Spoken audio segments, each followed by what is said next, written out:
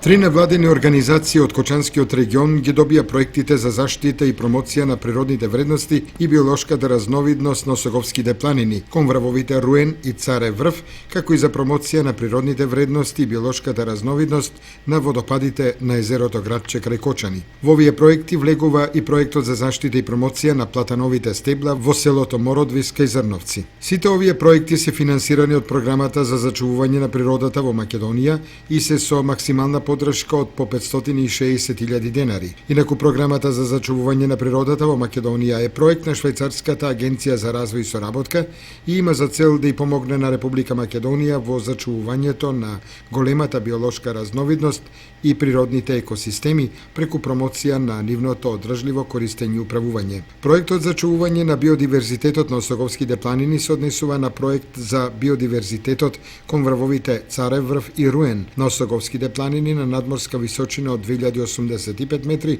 односно 2265 метри.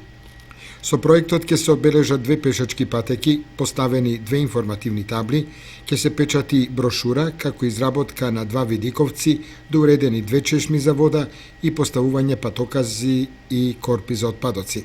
Проектот промоција на природните вредности и биолошката разновидност на водопадите на езерото Градче предвидува поставување на видиковец, уредена патека и поставување на информативни табли, со што ќе се зголеми спортската и туристичката понуда на овој атрактивен дел од езерото Градче.